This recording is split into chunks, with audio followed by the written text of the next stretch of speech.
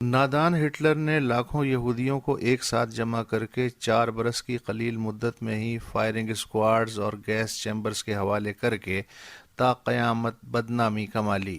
لگ بھگ 4 برس کے دورانیے میں پول پوٹ نے 20 لاکھ سے زائد کمبوڈیائی طبقاتی دشمنوں کو گولیوں سے یا تھکا تھکا کے مار ڈالا اور تاریخ میں قصائی کا ٹائٹل پایا۔ روانڈا کے ہوتوؤں کو اور بھی جلدی تھی۔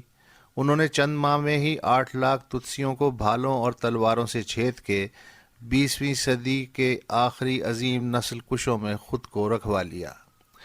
اپنے دشمنوں کو جلد جلد 2-4 بڑی بڑی وارداتوں میں ٹھکانے لگانے کا سب سے بڑا نقصان یہ ہوتا ہے کہ خبر بہت ہی خوفناک بنتی ہے، رد عمل شدید ہوتا ہے اور مورخ کی جلی کٹی الگ سننا پڑتی ہے۔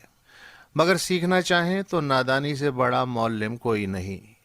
مثلاً پچھلے 16 برس کے دوران بھارت میں 2-2 4-4 کر کے مخالف مذہب، سیاسی نظریے اور نسل کے جتنے لوگوں کو مارا گیا، اگر یہ تعداد جمع کی جائے تو ریاست گجرات میں فروری مارچ 2002 میں مرنے والوں سے زیادہ نکلے گی، لیکن کئی برس پہ پھیلی ہونے کے سبب گجرات بن کے کم از کم ہمارے سر پہ تو نہیں ٹوٹے گی۔ مشرقی پاکستان میں 9 ماہ کے عرصے میں بہت لوگ مارے گئے۔ متحدہ پاکستان کی تاریخ تا قیامت 1971 کی صفائیاں پیش کرتی رہے گی۔ سوچئے اگر 50,000 کشمیری 28 برس کی بجائے 28 دن میں مارے جاتے تو دنیا میں بھارت قومی ساکھ کے پائیدان پہ کہاں کھڑا ہوتا؟ کالعدم تحریک طالبان پاکستان کو کیا ضرورت تھی آرمی پبلک اسکول پشاور میں ایک ساتھ 150 بچوں اور اساتذہ کو قتل کرنے کی؟ نتیجتاً اپنے لیے فائدہ مند ایک بھٹکا ہوا بھائی ہونے کا قومی تاثر بھی اپنے ہاتھوں قتل کر دیا۔ مگر باقیوں نے اپنی خطاؤں سے کچھ نہ کچھ سیکھا اور اب وہ اکثریتی غصہ جگائے بغیر ٹارگٹ حاصل کر رہے ہیں۔ جیسے اب کرسچن بستیوں کو گھیر کے نہیں جلایا جاتا بلکہ الزام کی تلوار سے اڑایا جاتا ہے۔ مئی 2010 میں لاہور میں 2 احمدی عبادت گاہوں پہ حملوں میں 100 کے لگ بھگ اجتماعی ہلاکتوں سے یہ سیکھا گیا کہ یہ طریقہ ٹھیک نہیں، چنانچہ تکنیک بدل دی گئی اور لاہوری واردات کے بعد سے اب تک 1-1 2-2 کی شکل میں اتنے ہی احمدی ٹارگٹ کلنگز میں ہلاک ہوئے اور چیختی چنگھاڑتی سرخی بھی نہیں بنی۔ پچھلے 15 برس میں کوئٹہ کے 1,500 سے زائد شیعہ ہزارہ مارے گئے۔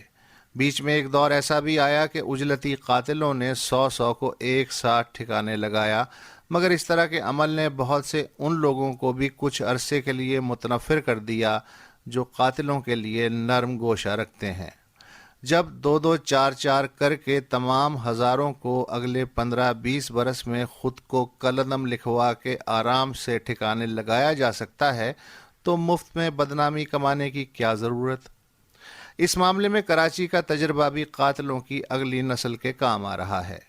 سن 80 کے عشرے میں کچھ بستیوں اور برادریوں کو اجتماعی طور پہ ختم کرنے کی ناکام کوشش کی گئی، پھر کراچی ٹارگٹ کلنگ کی کامیاب لیبارٹری بن گیا اور اگلے 20 برس کے دوران 15 سے 20 ہزار شہریوں کو 1-2-5-10 کر کے ٹپکا دیا گیا۔ کام بھی اتر گیا، بوریاں بھی بک گئیں اور باقی پاکستان کی ہڈیاں بھی نہیں سنسنائیں۔